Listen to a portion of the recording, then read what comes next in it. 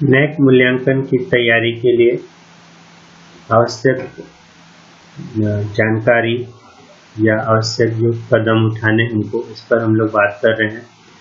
तो तीसरा ये था कि हम लोग प्रोफाइल जो इन्फॉर्मेशन है उसमें हमें अपने कॉलेज के जो हमारे प्रिंसिपल हैं, कॉलेज का एड्रेस है और कॉलेज में जो IQAC प्रभारी हैं, इनके बारे में आपको जानकारी देनी है।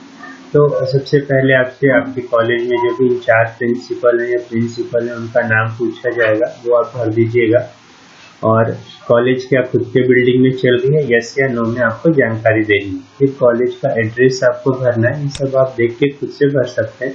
फिर कॉलेज का फ़ोन नंबर, फैक्स नंबर, ये सारी जानकारी देनी है। फिर जो कॉलेज का रजिस्टर्ड मोबाइल नंबर है और एक आपको ईमेल नंबर है, और उसके बाद आपको अल्टरनेट ईमेल आईडी हमेशा पूछता है। अगले पार्ट में आपको आपके एक अल्टरनेट फैकल्टी का जानकारी देना है, जो प्रिंसिपल के अलावा जो आपके यहाँ नेक मूल्यांकन में सहयोगी हैं। ये आपके IQAC कोऑर्डिनेटर भी हो सकती है या IQAC इंचार्ज हो सकते हैं। उनका आपको नाम और उनका जो रेजिडेंशियल एड्रेस है वो यहाँ पर भरना है, वो एड्रेस अगर उनका फ़ोन नंबर, ये सारा डिटेल देना है। यहाँ पर मैं इस कॉलम में एक चीज आप लोग को ऐड करना चाहता हूँ कि आपको आपके कॉलेज का वेबसाइट यहाँ पर भरना बहुत जरूरी है। तो यदि आपका वेबसाइट अपडेट नहीं है तो प्लीज इसे अपडेट करवा लीजिए, क्योंकि यहाँ पर आकर ये रुक जाता है। जब तक आपका वेबसाइट अपडेट नहीं रहेगा, वो एक्टिव पोजीशन में नहीं रहेगा, तब तक ये जानकारी आगे आप नहीं भर सकते। तो यहाँ पे हमें अपने कॉलेज का वेबसाइट एड्रेस डालना है। इसके बाद आपको नेचर ऑफ कॉलेज की, आपका कॉलेज किस कैटेगरी में है, प्राइवेट है, गवर्नमेंट है या एडेड है, ये सारी जानकारी यहाँ पर भरनी है। फिर आपका कॉलेज का टाइप है। इसके अलावा फिर आपको यस नो में बहुत सारा क्वेश्चन है, जो आप देख के यस नो पर क्लिक कर लीजिएगा। यहाँ नेक्स्ट ऑप्शन ये है, AISHE रिपोर्ट जो भरी है वो कौन से डेट पे भरी है, वो डेट डालना है और प्लस उस रिपोर्ट को यहाँ पर अपलोड करना है। तो इसको अपलोड करने के लिए आप क्या करिएगा, पहले PDF में स्कैन करके फाइल बना के रख लीजिएगा। अभी चूंकि ये फाइल अपलोड हो गई है, इसलिए यहाँ से अपलोड का ऑप्शन हट गया है, नहीं तो आपको यहाँ पे अपलोड ऑप्शन दिखाई देगा, उस पर आप क्लिक करके ब्राउज करके फाइल को अपलोड यहाँ पर कर सकते हैं। इसके बाद नेक्स्ट आपको एक प्रिस्क्राइब फॉर्मेट फिर से यहाँ पर दिया होगा, इस पर यदि आप क्लिक करते हैं तो फॉर्मेट खुल जाएगा। इस फॉर्मेट को आप प्रिंट आउट निकाल के रख लीजिएगा। और इस फॉर्मेट में आपको क्या करना है कि सील साइन करने के बाद इसको स्कैन करके रख लेना है, और ये आपके कॉलेज के लेटर हेड पे निकलना चाहिए। मैं आपको इस प्रिस्क्राइब फॉर्मेट को खोलकर भी यहाँ पर दिखा दे रहा हूँ। ये फॉर्मेट खुलने के बाद इस तरह से दिखाई देगा। ये हेडिंग में आप यहाँ पे क्या करेंगे, सब मिटा के आपको आपके कॉलेज का लेटर हेड पे कर लेना है। बाकी फॉर्मेट तो सारा यहाँ पर दिया हुआ है, आपको कुछ करना नहीं है। जिसमें जहाँ भी जरूरत है वहाँ भर दीजिएगा।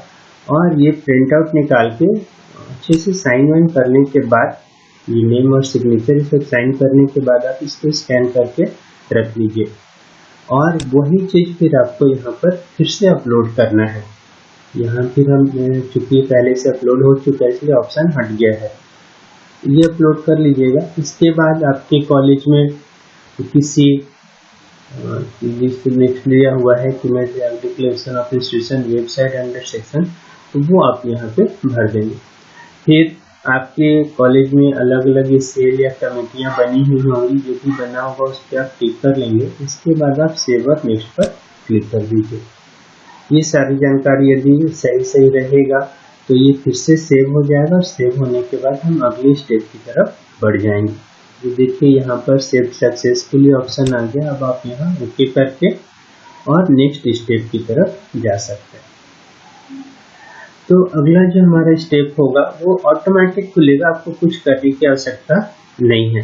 जैसे वो आपके उसके साइट पे सेव होते जाएगा, आप आगे बढ़ते जाएंगे। फिर नेक्स्ट स्टेप है एकेडमिक इंफॉर्मेशन। आपकी एकेडमिक इंफॉर्मेशन यहाँ पे डालना है, जैसे कि आपके यहाँ कौन कौन से कोर्सेज चलते हैं, यूजी के क्या क्या कोर्स हैं, पीजी के क्या कोर्स हैं। जैसे हमारे यूजी के 2 कोर्स चलते हैं तो हमने यहाँ पे 2 डाल दिया है।